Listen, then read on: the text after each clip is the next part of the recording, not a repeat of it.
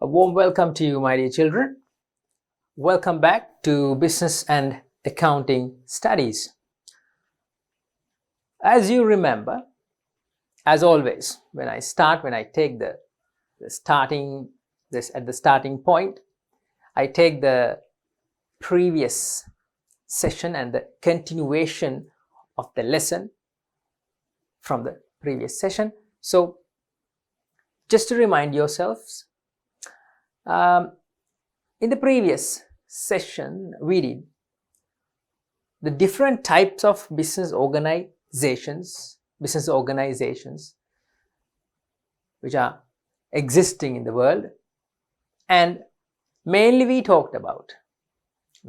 discussed about the private sector and the public sector organizations, right? I'm sure you remember.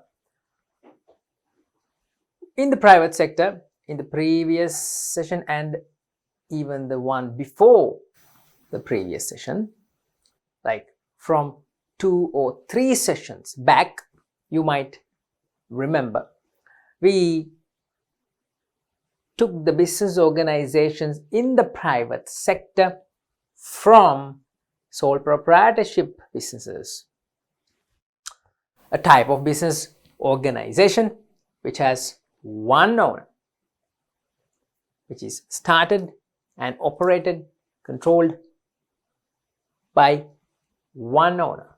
Sole proprietorships. You remember, right? You should. Sole proprietorships. You learned about sole proprietorships, traderships, sole traderships. Then you learned about partnership businesses, right?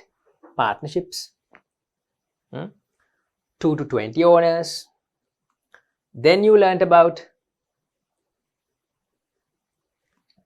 what? Incorporated companies. That's right. Very good. Incorporated companies or limited companies. I told you it's a special type of a business organization which is a little complex than these two. Okay? So, incorporated companies or limited companies. Then came cooperative societies. Then came associations, yes, societies, clubs and societies, cooperative societies and associations. We call them clubs and societies, other societies. Okay?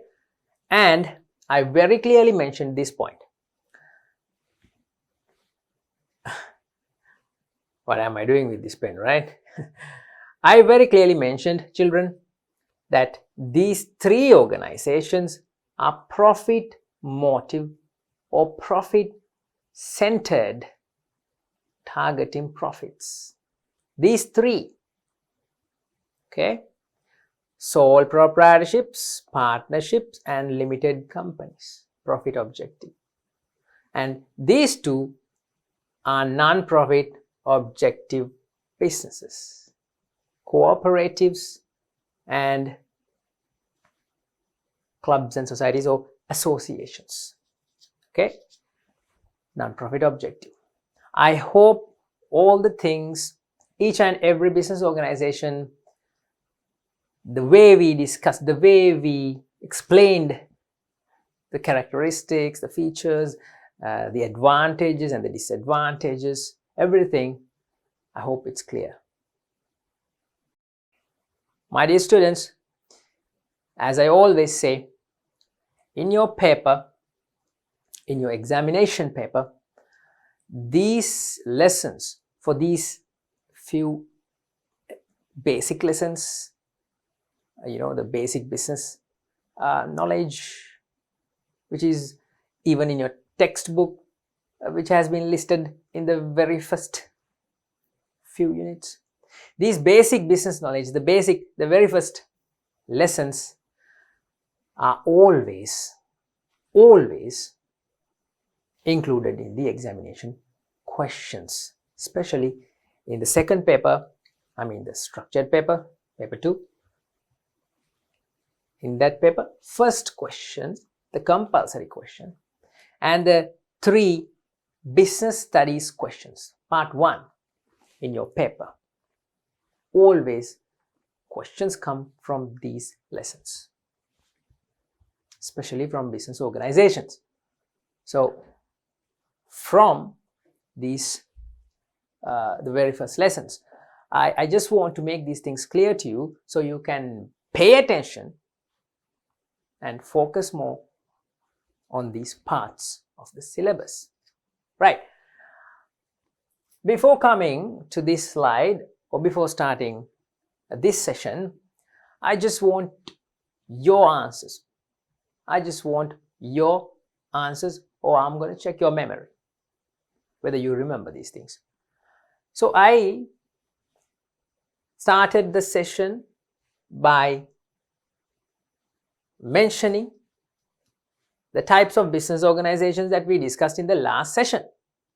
But these 5 business organizations which I mentioned, all these 5 business organizations, 3 organizations being profit-oriented organizations and these 2 being non-profit organizations, all right? All 5 organizations belong to the private sector. All 5 of these organizations, they belong to the private sector, children. Now you tell me, what organizations did we discuss in the public sector? You tell me. Private sector, we discussed about 5 organizations. You learned 5 different types of business organizations. That's what I'm saying. And now I'm asking you, what were the organizations which we learned about in the public sector? The government organizations. What were the government organizations? How many government organizations did we learn about? Public sector organizations. 1, 2, or 3, or maybe 4. You should remember these things, children. I want you to tell me what are the public sector organizations you learned about, and what are the public sector organizations which are included in your syllabus in this lesson, business organizations lesson. What are the public sector government organizations? Tell me. Yes, very good. State corporations and departments. Only 2 government organizations under public sector. Okay, there are many other local government institutions and central government institutions, but in your book, as separate types of organizations in that list, it's only 2 organizations provided in the public sector. For the public sector, only 2 provided in the book. Just to make it easy for you, right? There are more, but you just remember about those 2, state corporations and departments. Here we go. The next part of the lesson, which is the last part of Unit 3. In this lesson, in Unit 3, this is the last part. Starting a business. Okay? Starting a business. How is that? As I always mention, my dear children, this subject is not only aimed for this subject, this business and accounting subject. It's not solely or only aimed at preparing you for the examination. It is aimed at gearing you up. It is aimed at making you or preparing you to become a future businessman. It is aimed at, one of the aims is to give you the practical exposure, the knowledge, the business knowledge, and the interest in this subject, to develop your interest, and to develop you on that interest to become a businessman one day. Maybe an entrepreneur one day, and to support this country's development. So all you future businessmen, you are going to learn how to start a business considering your current condition or your available resources. Considering all those things, how to select an appropriate business organization, a suitable business organization to start your business with. Okay, it's gonna get more interesting. Let's see, children. There are two main objectives. Okay, we already know that there are two main objectives. All the businesses in the world were categorized, or all the businesses were divided into two main sectors by considering the objective, the aim of businesses. Considering that, tell me. That's right, very good. We are divided into two main sectors: for-profit business and not-for-profit business. For-profit businesses and not-for-profit businesses. That's how we divided all the businesses in the world by considering the objective of those businesses. For-profit and not-for-profit. So there are two main objectives. We already know that. For-profit and not-for-profit. Not-for-profit businesses,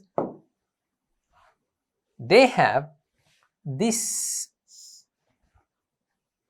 objective, since they are not aiming for a profit or to earn money. I mean, they are not targeting to earn a profit.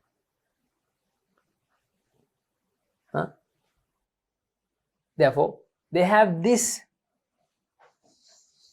objective, which is social welfare. Those businesses are not for-profit businesses, not for profit. There you go. The two main objectives. First objective is for profit, and second objective is not for profit. Then the objective is social welfare, because they are not aiming to earn a profit. They are aiming to achieve this objective, to make the society a better place. It's a very good deed. Okay, so the objective is social welfare. Providing a service to the society, to the community. So what objective do you have? Let's be real. You want to start a business. You want to start a business. And what do you think? You can just start a business without aiming or without having any purpose. Or you don't have anything in your mind, and you just go ahead to the city or to your local town, and you just have a blank space in your head.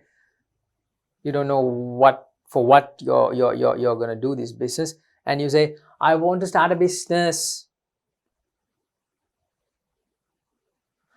I want to be a part of a business. That's not very smart, right? You should have a purpose. Why do you want to start a business? Why? Is it to earn a profit? Make a profit and money? Is that what you want to achieve by starting a business? Or you don't care about, or you don't aim to earn money, but you just want to do good and only good.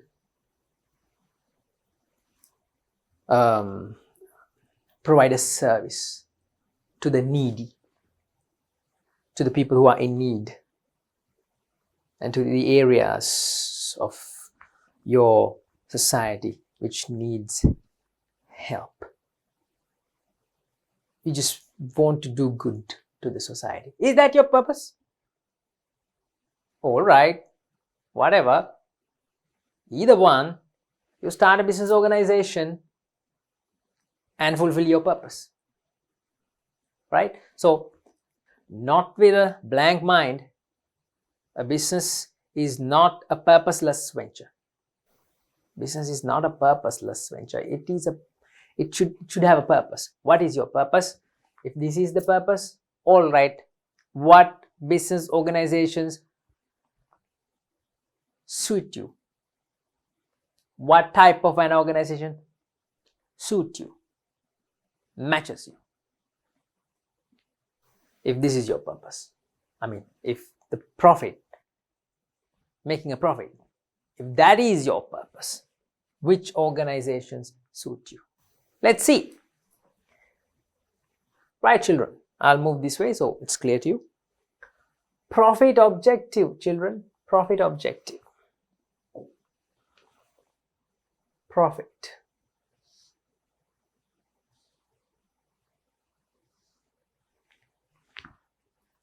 Profit objective. Most of the businessmen expect to earn a profit. Yeah, that is the most common objective. Everybody wants to earn money by starting a business. It's very rarely, or not often, somebody starts a business organization with the purpose of providing a service. That is the truth. That is the reality. So most of the people start a business with the aim of earning a profit. That's what they say here. Most of the businessmen expect to earn a profit in doing business activities. It's true, right? The maximization of profits is the objective of these businessmen. Maximization of profits. More profits. The profits maximization is the objective of these businessmen. The previously mentioned sole proprietorships. Here comes the business organizations. Previously mentioned sole proprietorships. All right. Sole proprietorships. Here comes the business organizations. Partnerships. Okay. Incorporated companies. All right. And there's one more. State companies are generally established with a profit motive. 1, 2, 3, 4. How many organizations? 4. Sole proprietorships, partnerships, limited companies, and state companies. 4.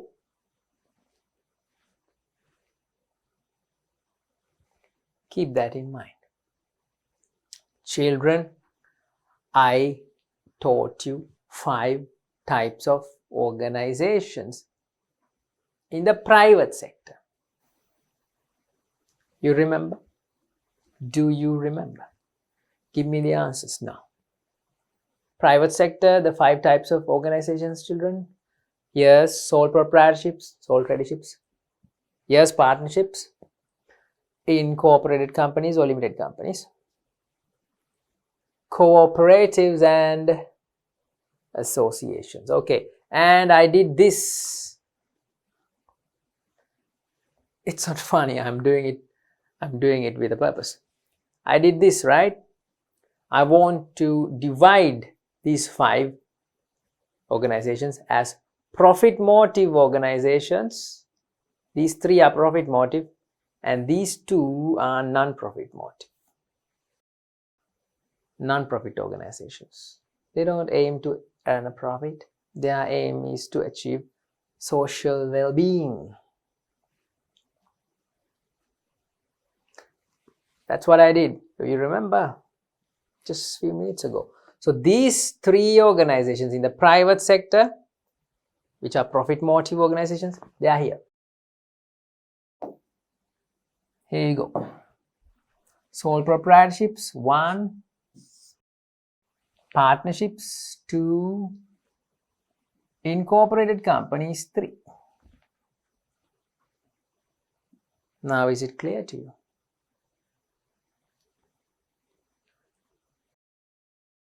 And apart from these 3 organizations in the private sector,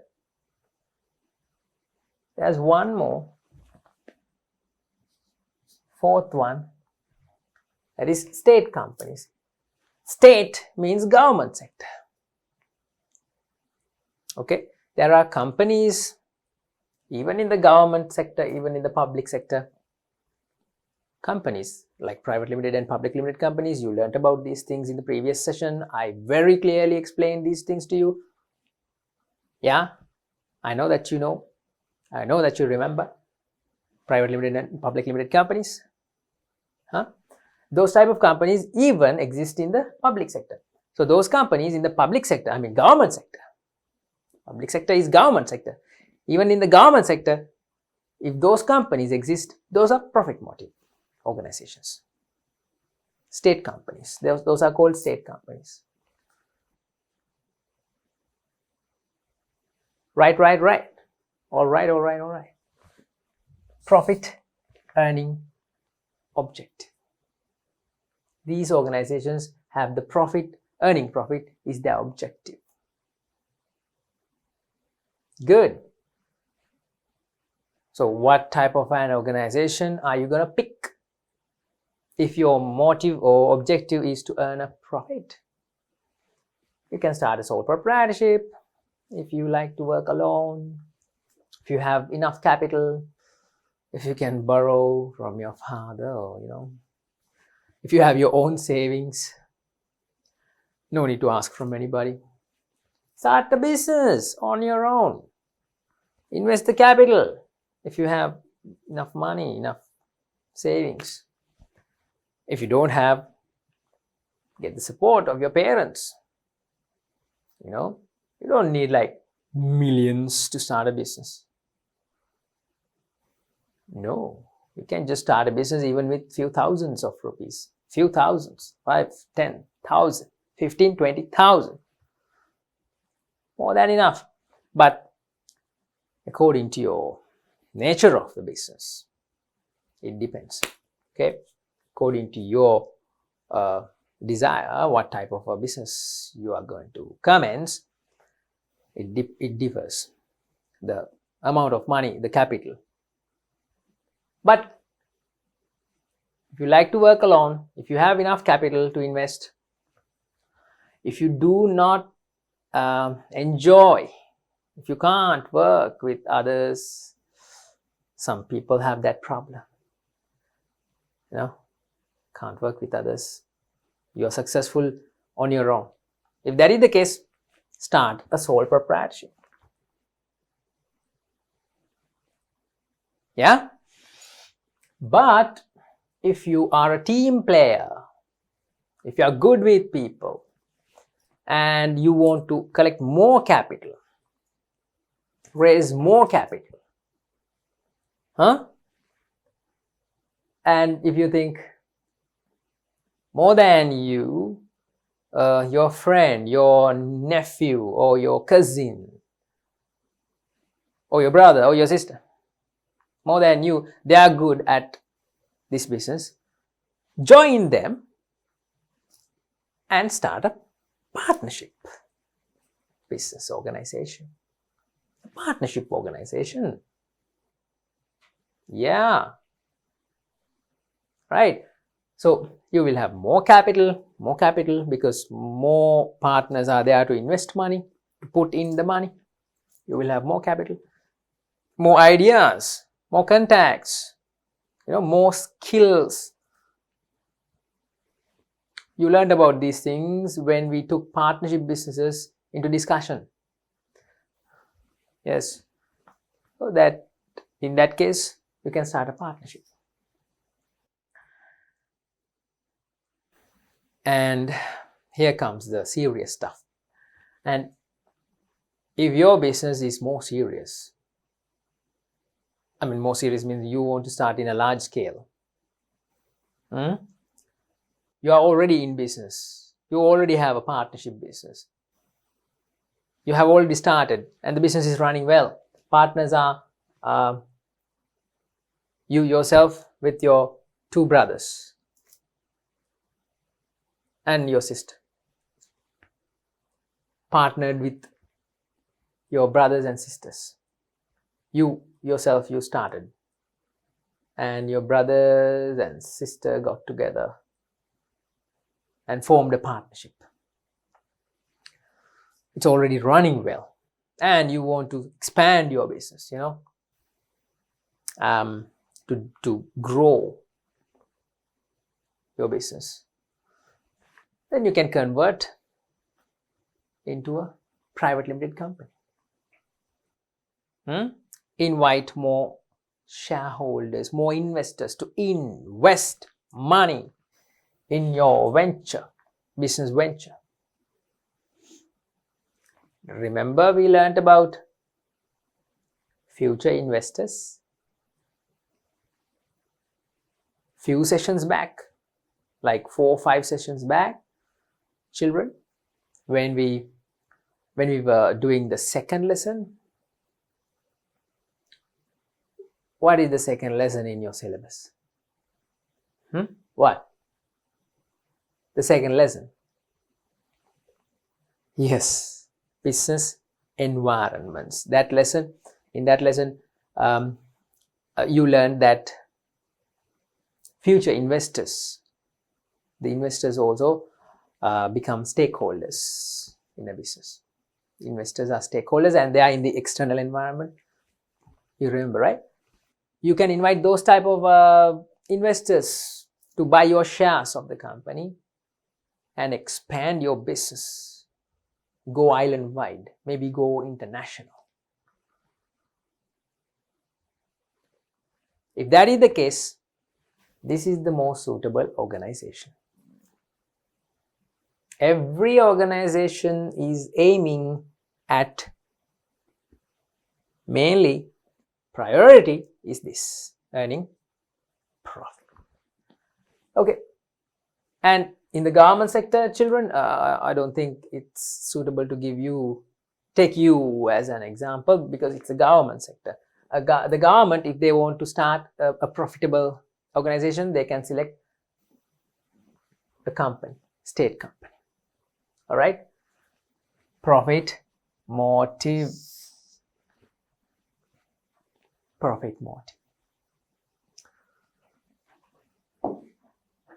We went into detail, a lot of detail. Sometimes, in some cases, these areas are not very well explained, or teachers do not go into detail, into practical side of these parts of the lesson. But children, this part probably is the core prime reason that this lesson is being included in your syllabus. This part is the prime purpose of getting this lesson into your syllabus. What is this part? Using your knowledge about business organizations and different types of organizations to start your own business. Yeah? So let's get into this social welfare objective and look at what type of organizations are suitable to achieve this objective. Go through the text, children. There are business organizations that operate to fulfill human needs and wants while concerning the well-being of the society. Just like I said, if your purpose is to provide a service to the society, helping the needy, do a charity, don't start a partnership or a sole proprietorship because their objective is to earn. Those organizations are for earning, for profit. But if your purpose is this, you should select a not-for-profit organization. So these organizations have objectives such as facilitating well-being of members and providing relief services for the people facing disasters, right? So these are the objectives of these organizations. Social welfare objective, okay? Again and again, I don't have to say this, right? Social welfare, community development, and the well-being of the society, right? Charitable causes, right? And these businesses operate both in private and public sector. I want you to tell me what are the organizations in the private sector. If I do this, maybe you will remember. Right. What are the organizations in the private sector which are not for profit? These three are for profit and these two are not for profit. Tell me. Yes, cooperative societies. Cooperative societies and other clubs and societies, or you can say associations. Those are the non-profit organizations in the private sector. So businesses operate both in the private and public sector. What do you say about public sector now?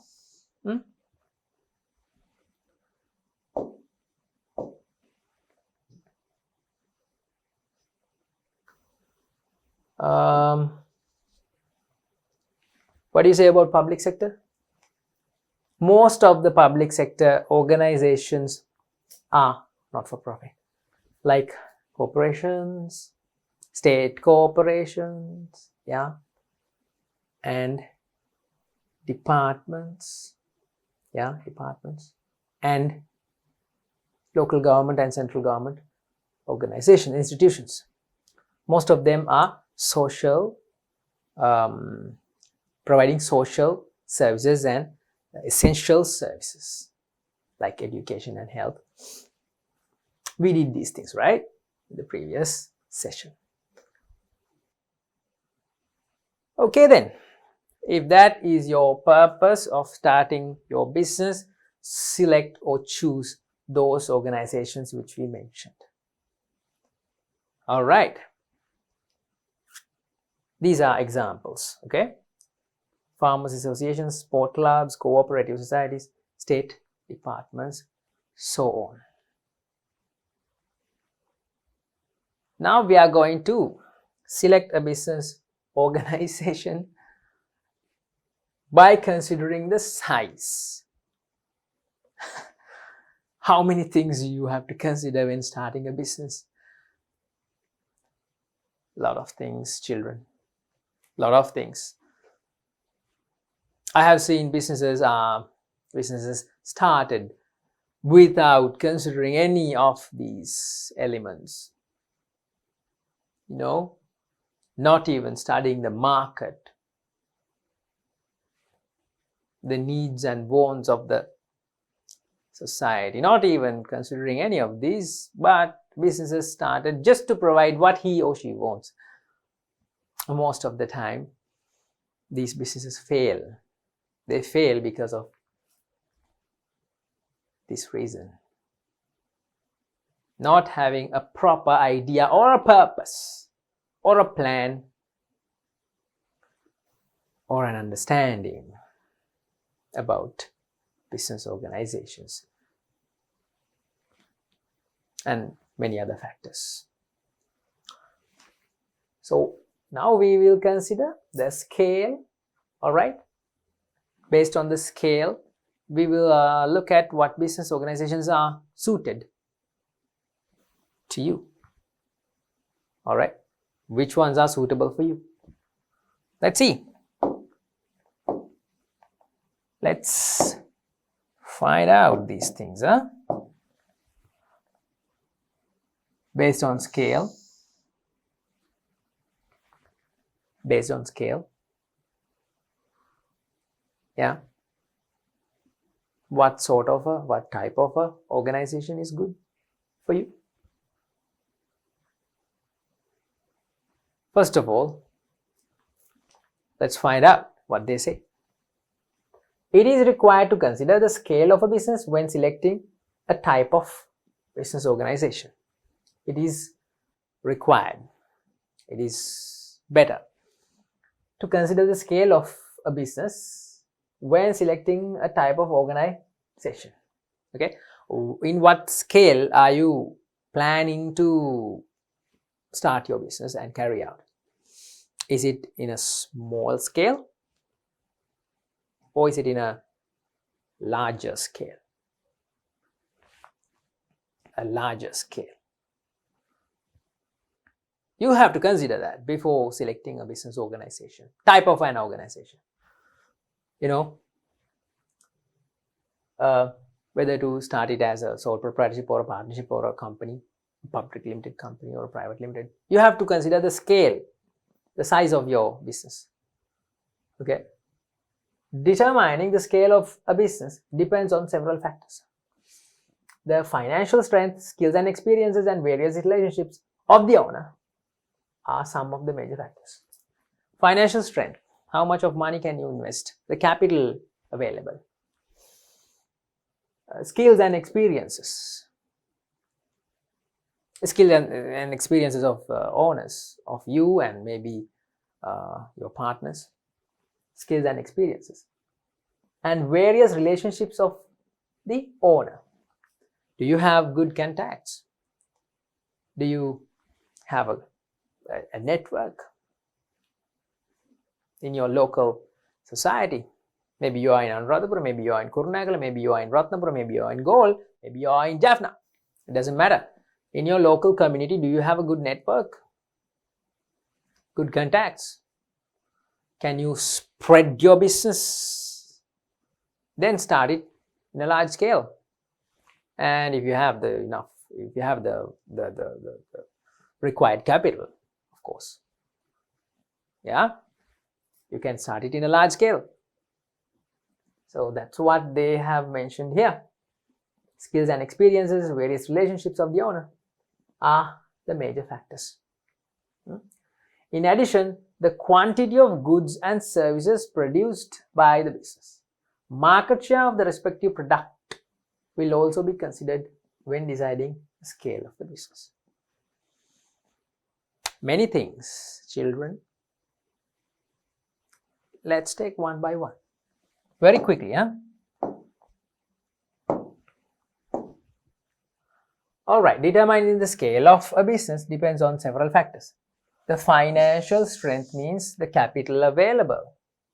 Skills and experiences means owners, are they skilled, experienced, people with high capacity. They can do high amount of work, go to higher levels. So Are you or your partners having a high capacity? Huh? And various relationships of the owners. These should be considered. Huh? Depending on these factors, you can decide whether to start a small organization, small scale, medium scale, or whether you are going to start a large scale organization. Okay, large. Right, so market share of the respective product will also must be considered. Market share. I explained you what a market share means, the market share of your business. I explained you with a very nice example. Remember? No, you don't remember? No. It's not possible. You must remember. I took girls' school uniforms. Children. Important stuff, children. I took the example of you or your I think as I can remember, it was your mother's business. Your mother is running a small garment, a garment shop, a garment factory with several girls working in machines, working in machines. In that garment factory, you are producing, your mother is making girls' school uniforms. Huh? Do you remember that example? That was a very nice, simple example, and I hope that you understood about market share. So market share of the respective product will also be considered when deciding the scale of the business. Accordingly, there are two major types of businesses that can be identified. We know, we have learned these things. Small and medium. Small and medium scale businesses and large scale businesses. Yeah? There you go. These two, small and medium and large scale. If you are going to start a large scale, if you are intending to start a large scale business, there are factors that you should consider. Okay, your financial strength, which means the capital that can be invested, skills and experiences of you and your other partners or shareholders, and relationships of you with the local community or the society or the market. Right. Let's find out what they have to say about small scale businesses and choosing a small scale business. Businesses are generally started as small scale businesses most of the time. Everybody starts small, right? And then only they grow. So businesses are generally started as small scale businesses. Most of the small scale businesses are sole proprietorships most of the time. Most of the small scale businesses are sole proprietorships. The ease of starting with less capital, with less legal influences are some reasons for selecting sole proprietorships. These things, of course, we talked about these things. We discussed. Yeah, I can remember when we started to learn about, when we took the topic sole proprietorships, I very clearly told you this is the most common business organization in the world, all over the world. I told you, right? Wherever you go, it may be Australia, it may be Africa, it may be the Europe, it may be the Asian countries, wherever it may be, most of the business organizations, well, a lot of business organizations are sole proprietorships. A person starting by himself and only he or she becomes the owner. Sole proprietorship, easy to start with less capital, no need of a lot of money. Do you remember Siripala's example? You must remember, children. Yeah, it was an interesting example, right? Siripala's king coconut business. Yeah. Likewise, it's very easy to start with less legal influences, like no barriers, no legal obstacles, less legal influences. You know what I'm saying, right? Like less barriers. You can just go ahead and start your sole proprietorship even today, like Siripala did, by collecting all the king coconuts in the area and going to the main road and keeping the king coconuts on the pavement and selling king coconuts. He just needed a packet of straws and a sharp knife to peel off the top part of the king coconut, make a hole in it, put a straw, offer to the customers. It's a business. It's a sole proprietorship business. He started in one day. It's so easy to start sole proprietorships. Okay, so these are the reasons for selecting sole proprietorships. If you are in this type of a condition, you should start a business. You should start your business as a sole proprietorship. Don't worry, don't be afraid to start small. Everybody starts small, right? Then you can grow. Fine. With that said, we'll move on to large-scale businesses. A large-scale business can be commenced with a large pool of resources.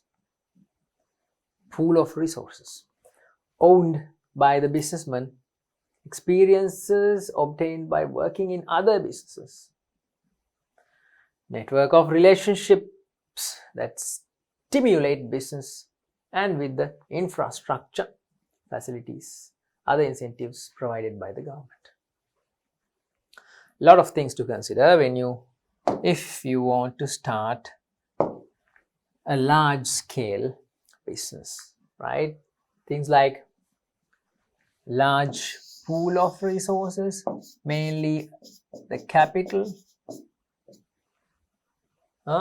Mainly you will need a higher capital, right? You can't just start a large scale business with few thousands, 2,000, 3,000, 5,000, 10,000, 15,000. No. If you are going large scale, going big, needs big money. That is what they have mentioned here, large pool of resources, including a higher capital. Experiences obtained by working in other businesses, like a fresher, a person who have never been in business before, just after his or her A levels, without no business experiences, without no job experience, working for another company, without the understanding of how businesses run, how they operate, without any of these things. If you want to go and start a large scale business, that will be a problem, right? That will be a small problem. Yeah, that will be a problem. You need a good exposure.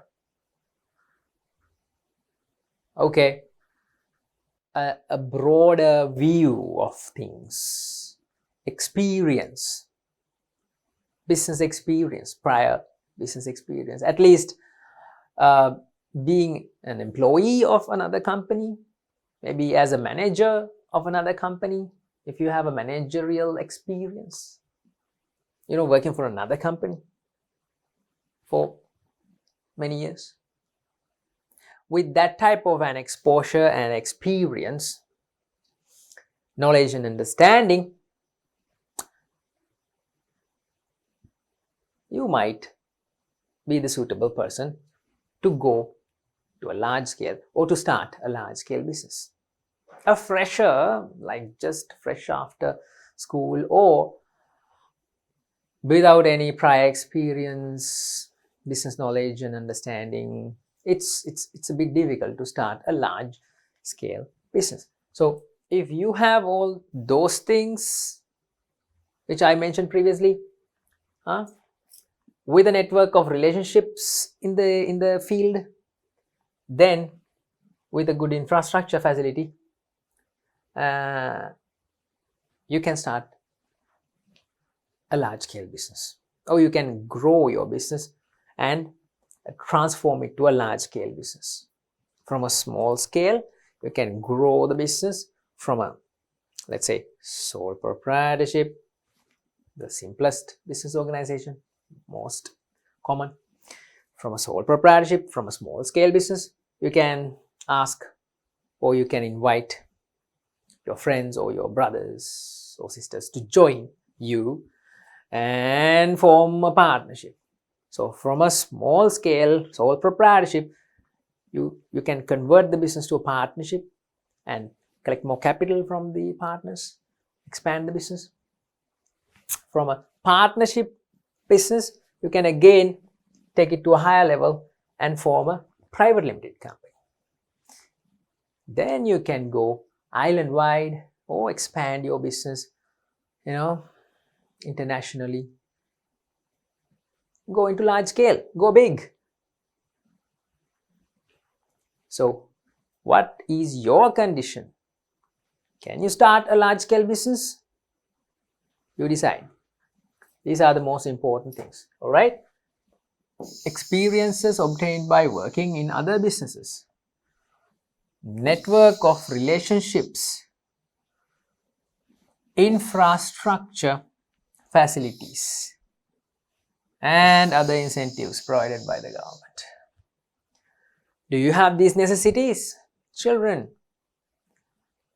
Maybe not you, but you can see how your father runs the business, how your brother, if he has a business, if he's running a business, how the businesses are run in a small scale. Are they going on as a small scale business, or are they going on to a higher level and expanding to a large scale business? Right? Maybe even you can advise. If it is your brother or anyone, you can advise. You can ask them, right? Do you have the necessities, bro? If you want to go large scale. All right, children. Moving on. Another criteria or another factor to consider when selecting a suitable business organization. According to management procedures. Right, management procedures.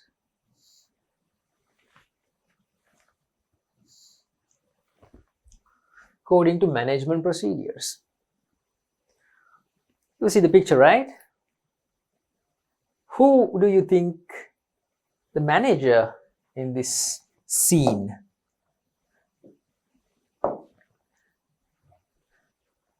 Who do you think the manager is? Well, it's clear, right? This guy is the manager. See how he is shouting, right?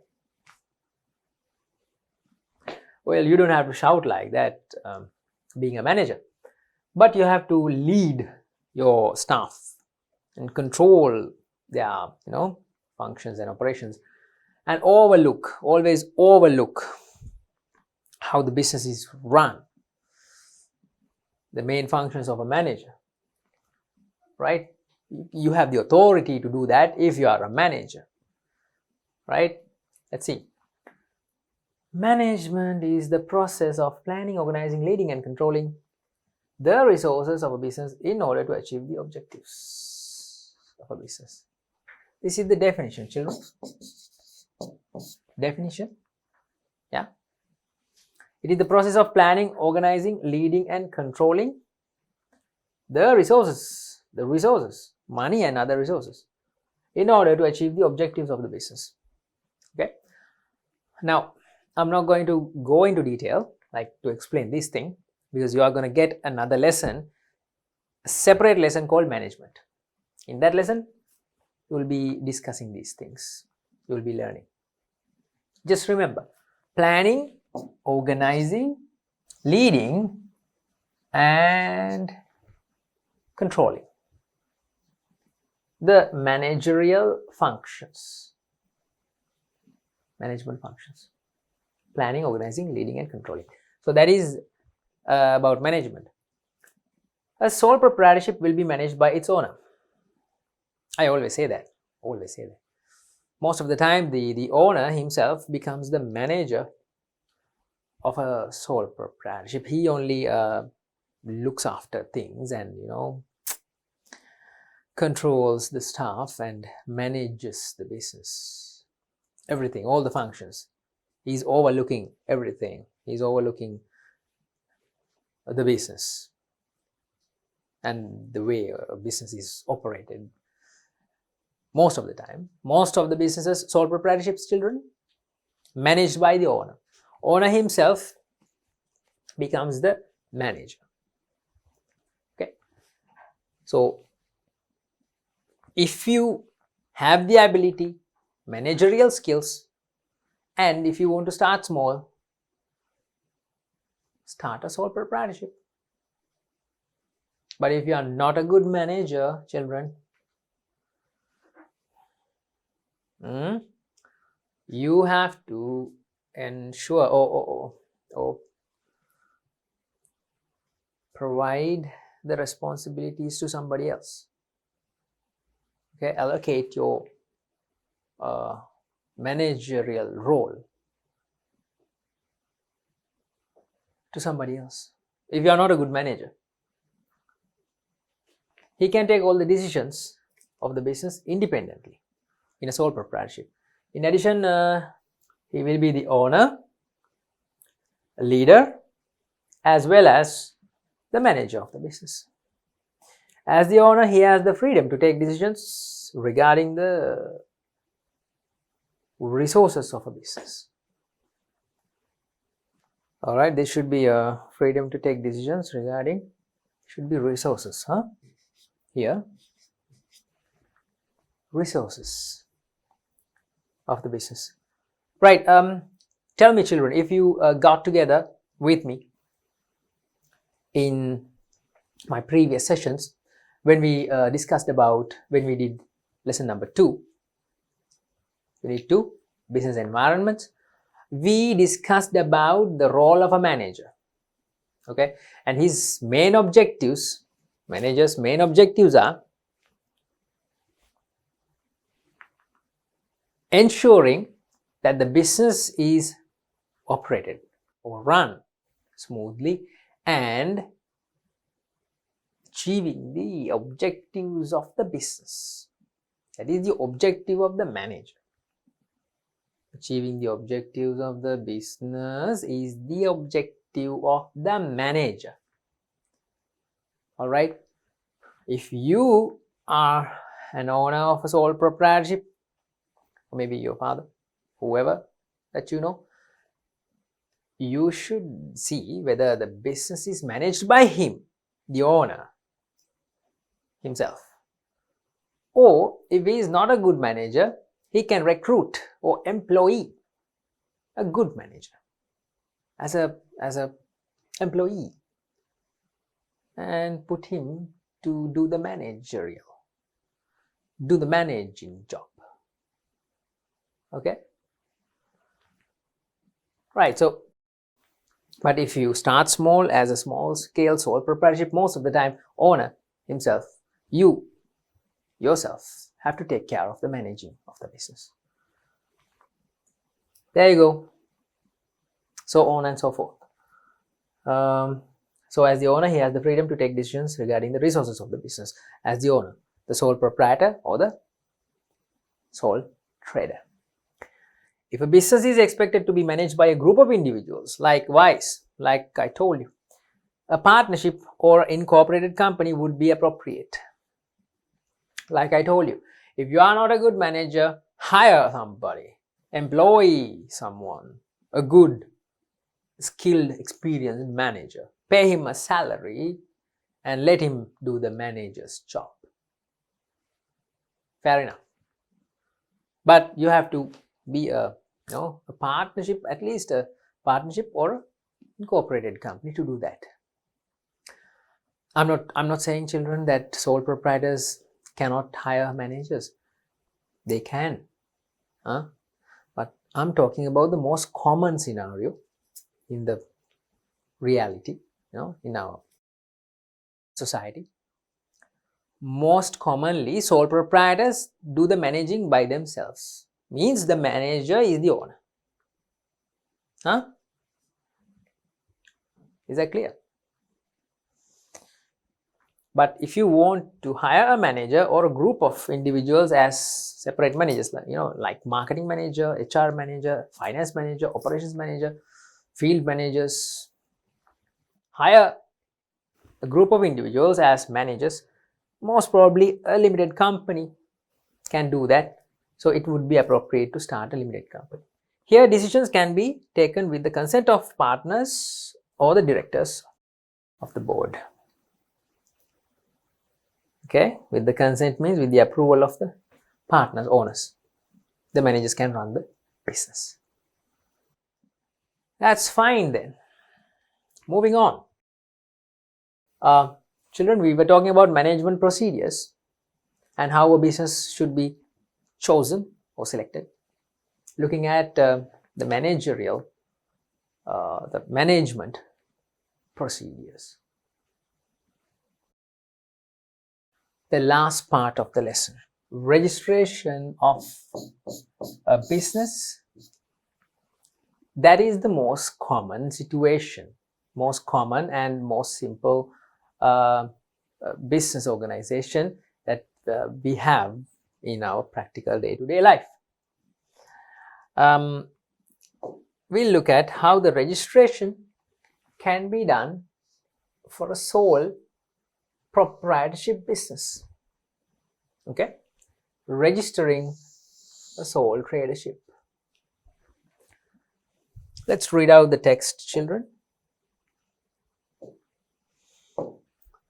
If a sole proprietorship is conducted in a different name other than the full name of the owner, it is mandatory to register. Different name other than the full name of, here you go, different name other than the full name of its owner. It is mandatory to register. Mandatory to register. Put 2 lines here. Why did I put 2 lines? If the business name is not the full name of the owner, must register the business. Haven't we discussed about these things? Yeah, go back your memory lane, children. Haven't I explained you the registration part of a sole proprietor? I have. You did learn this in a previous session. Yes. It's good that you remember. I told you, children, if we take a person who is a sole proprietor, for an example, let's say Hiruna, a guy called Hiruna starts a sole proprietorship. Let's say his name is Hiruna Vettasinghe. Hiruna Vettasinghe has started a juice bar. Okay, and he has put the name of his juice bar. The name of the juice bar is Tropical Fresh Juice. Don't you remember? I even drew the board, the name board of the business on my screen. This example. All right. I'm not going to do it again. Oh. Even if I say so, I try to explain everything, every single bit. So I'll just do it quickly. Okay.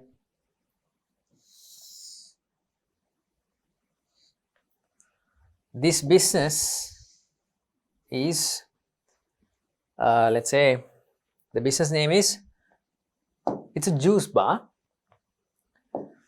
started by Mr. Hiruna Vettasinghe, a person called Hiruna Vettasinghe, but the name is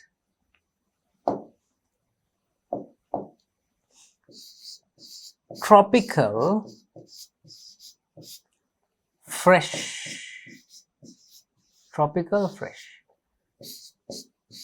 Juice Bar, and he has included this, he has put on this glass of juice, something like this.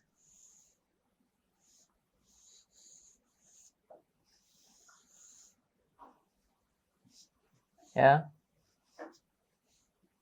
and the glass is filled with juice, tropical juice, let's say mango juice or something.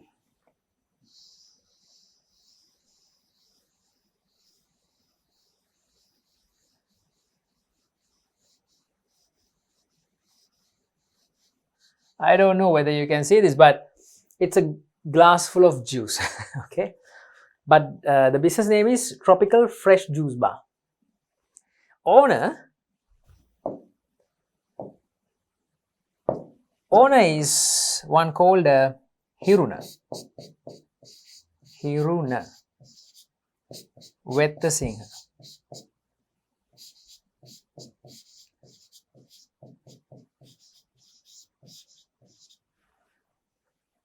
Okay, this person is the owner, and his business name is Tropical Juice Bar. Now, what's going to happen?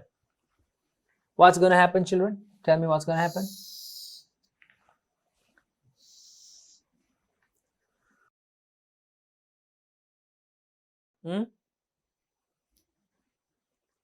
Well, what else? Hiruna must register this business, the name of the business. He must register, because the business name is not the full name of the owner. Then business name must be registered. Very simple. Very, very simple. If the business name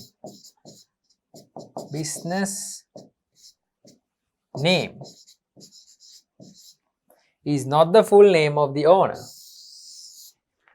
that business name must be registered. Okay, that is what it says here. These things were discussed previously. I very in detail took this same example and explained about registering a sole proprietorship business name. Okay, there you go. So let's take this example. If Gayal Pereira conducts his business under the name Gayal Stores, business name must be registered, because the owner's name is Gayal Pereira and his business name is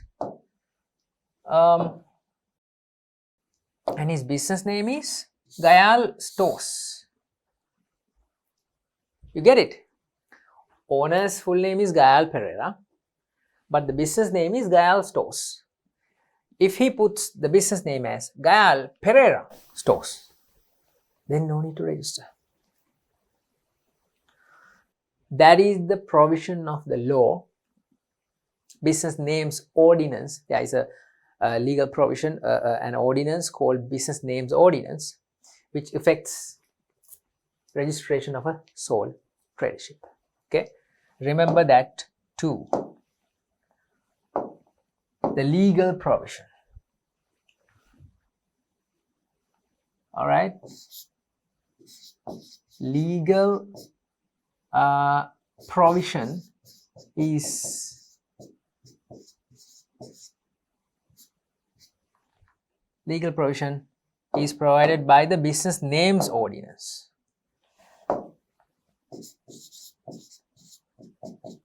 Business Names Ordinance.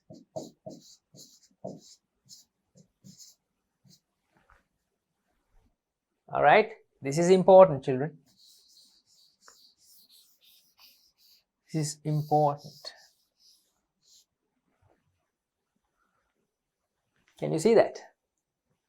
Business Names Ordinance is providing the legal framework or the legal provisions regarding registration of a sole proprietorship or sole tradership. We have talked about several acts and ordinances, Parliament Acts like the Companies Act, the Cooperative Societies Act. Here comes another one, Business Names Act Ordinance. Okay, I hope you understand this situation about registering a sole tradership. If the sole tradership business is conducted under a different name other than the full name of the owner, the business name mandatory to register. Okay, children, it is given that provision is given under business names in the Business Names Ordinance as a legal provision. It's a legal necessity requirement. Okay, and one more thing. Although you register your business name, although this person, Hirunavetta Singh, registered his business name as Tropical Fresh Juice Bar, it's a registration of the name only, children. It's registering the name of the business only. The business do not get a legal personality. Okay, it does not provide a legal personality. Here you go. Legal personality. No legal personality. Okay.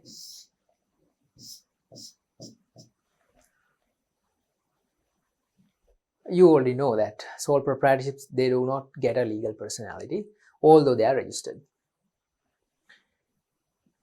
The legal procedure of registering a sole proprietorship. Let's go through the text quickly. If a sole proprietorship is conducted in a name other than the full name of the owner, must be registered. The registrar of the respective provincial council.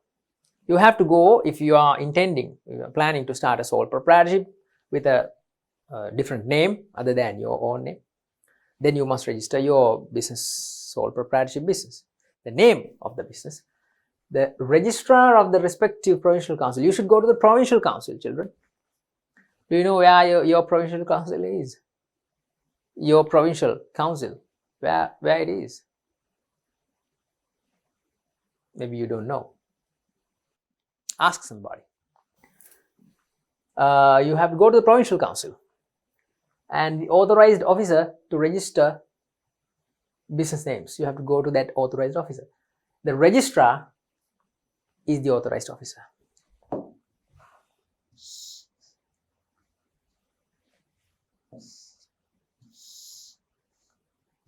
Just to make it clear.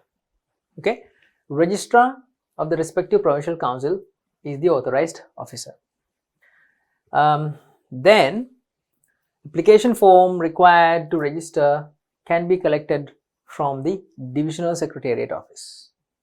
Application form, your application form to register your business name, can be collected from the office of the divisional secretariat. Divisional secretariat, do you know what it is? It's a government institution. You don't know? Tell me if you don't know. I'll take you to the divisional secretariat. No, children. Divisional secretariat is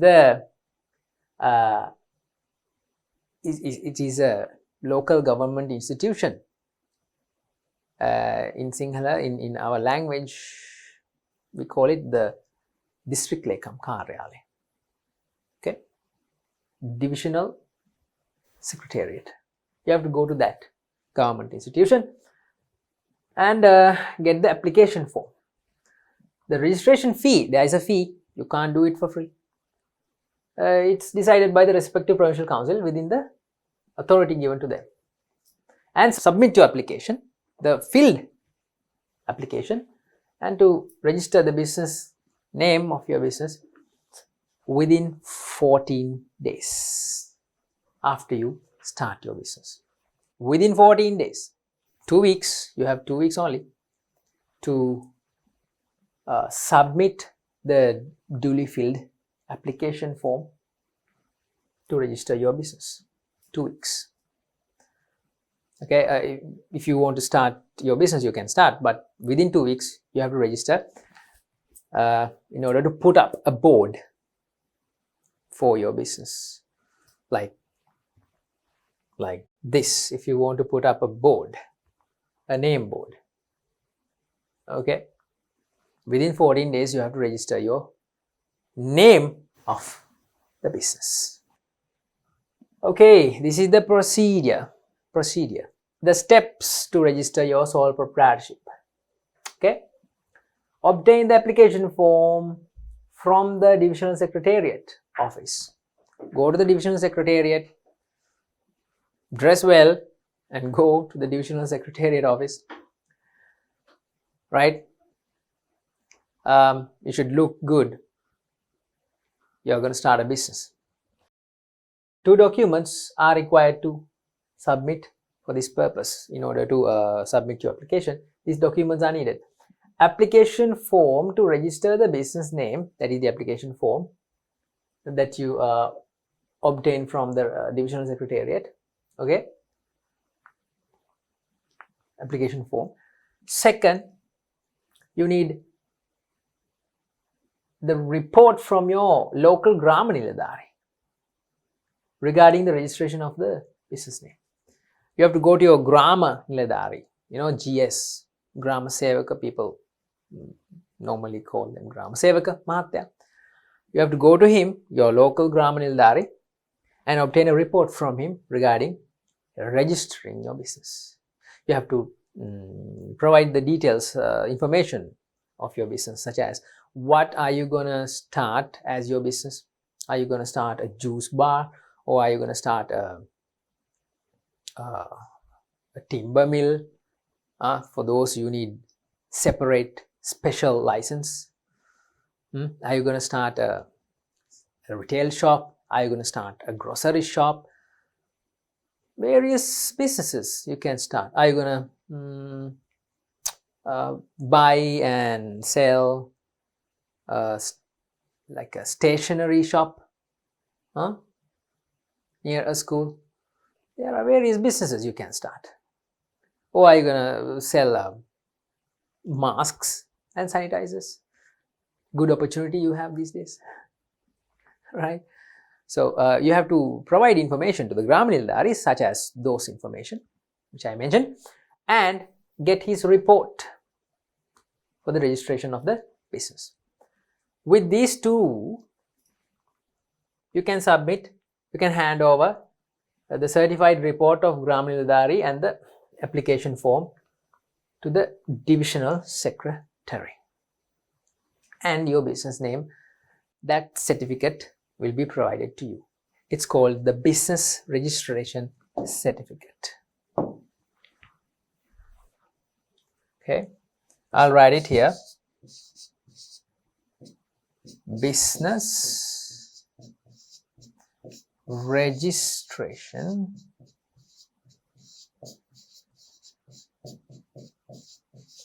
Certificate.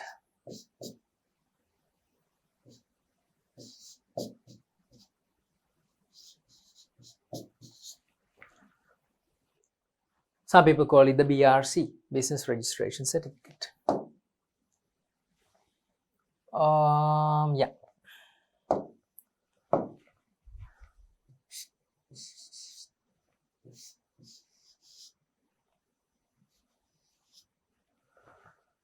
All right. Then your business is registered. Remember, children, It's a sole proprietorship. The business do not get a legal personality. Okay, only the name of the business is registered under your name. As a person, as an individual, as the owner, your name, under your name, the business is registered. This thing. Clear? It's required to display the certificate at the business place. If you already have started your business, let's say that juice bar, this BRC, business registration certificate, should be laminated, as a better if you can frame it and put it up on the wall in your shop. Display it inside your business premises, your BRC, the certificate. Better you frame it. Then why do you have to go through all this registration process? What is the benefit you have? Let's see.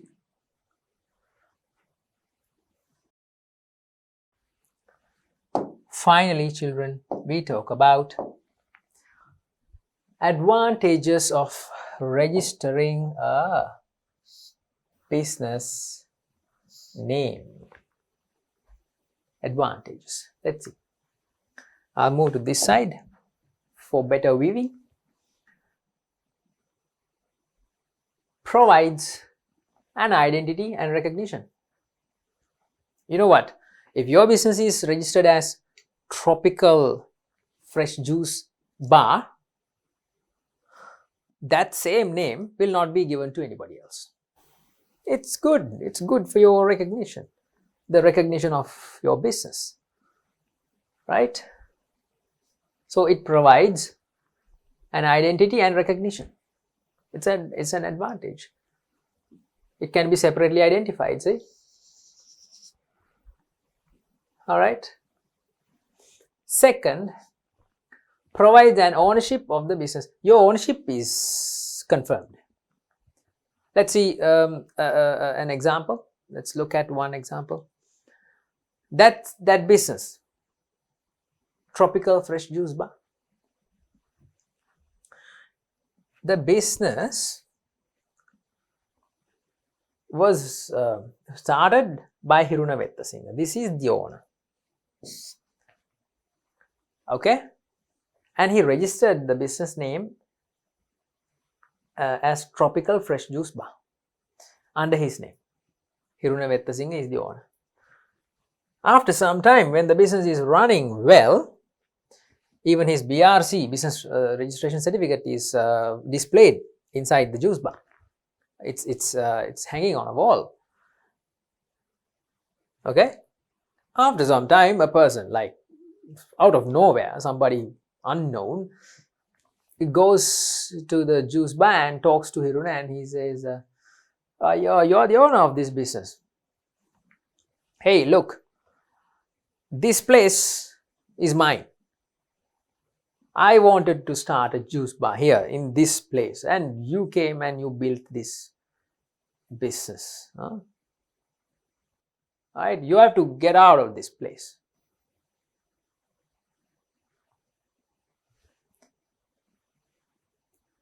What is he going to do? Well, he doesn't have to do anything. He just have to go and complain to the police. Right? The police will accept his complaint, and the law, even if he goes to court, he can prove that the business is his, not these other guys. He's nobody, came from nowhere. But Tropical Juice Bar belongs to me. I mean, to Hiruna Vettasinghe. He can say that, he can prove that if the business is registered. So it provides an ownership of the business. It confirms the ownership of the business. Since the business name is registered under the name of the owner, this ensures the ownership of the business. And I have another here. I hope you can see this clearly. Provides a qualification to obtain incentives given by the government. If the business is registered, children, the government incentives, the facilities provided by the government, everything you can enjoy. Otherwise, if the business is not registered, the government will not accept your business. You know, the government, the officials will say, if it is not registered, Mr. Veta Singer, it's hard for us to provide anything, any facilities to you. It's not possible. It's the procedure, it's the legal framework of the country. Only if the business is registered, the business will get the incentives and the facilities provided by the government. I'll give you a very good scenario, something very, very short, but memorable. Can memorize this. There was one business, it was a restaurant in Ratnapur area. I'm not going to say the name. And it was running well. After like 1 year's time, a flood hit the area. There was a massive flood. Okay, and the flood came overnight. Owner, sole proprietor, he was a sole proprietor, one owner. Okay, not going to mention any names. So when the flood hit the area, it was an overnight flood, very quick flood.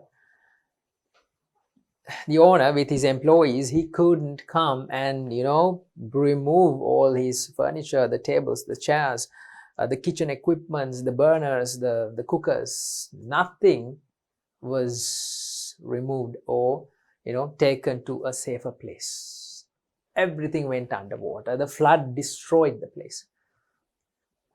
Okay, some chairs and wooden furniture were gone with the water, floated, and the dirty flood water had totally messed that place, a small restaurant. When the flood relief and the compensation, Wandi, was given by the government, this guy did not get a cent. The owner, he did not get a cent. He had to bear the loss. Why? It was a government incentive or government compensation provided to the flood victims.